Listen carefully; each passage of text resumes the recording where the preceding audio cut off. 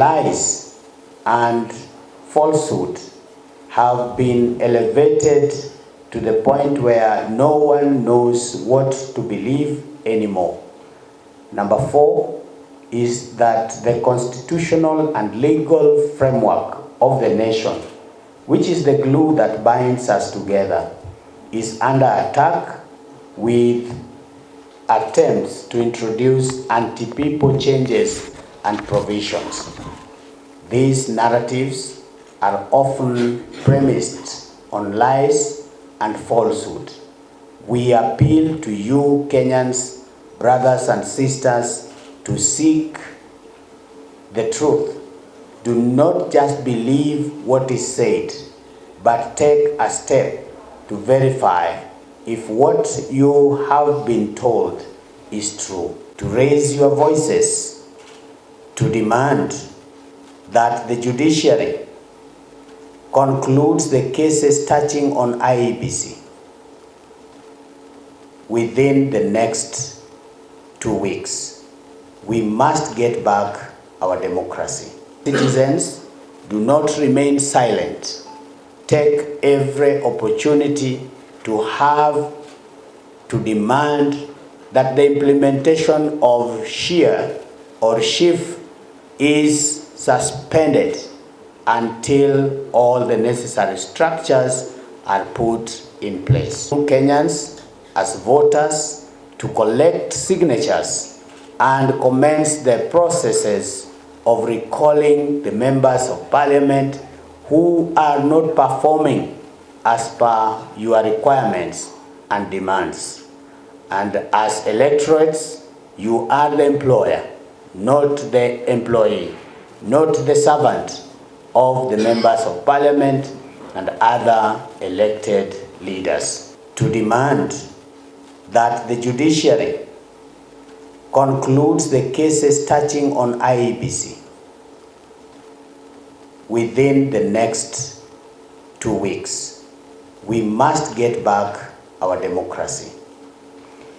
Instead of representing the people, they have become spanner boys and girls carrying out the work of the executive.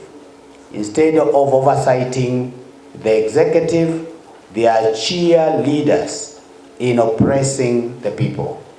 Instead of speaking for the people, they are making oppressive laws. This state is unsustainable. About 17 million Kenyans who attend their services regularly.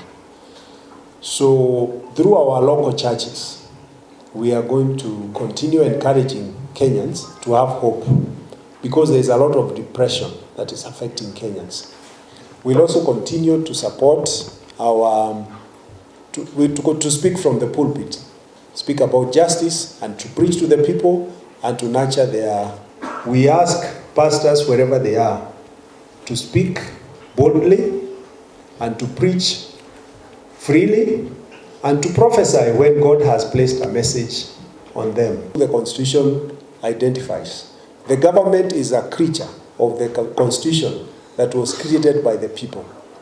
And therefore, as an instrument created by the people, it cannot oppress or subjugate them, because Kenya is a constitutional democracy and will continue to safeguard that. But that cannot be safeguarded by the church alone.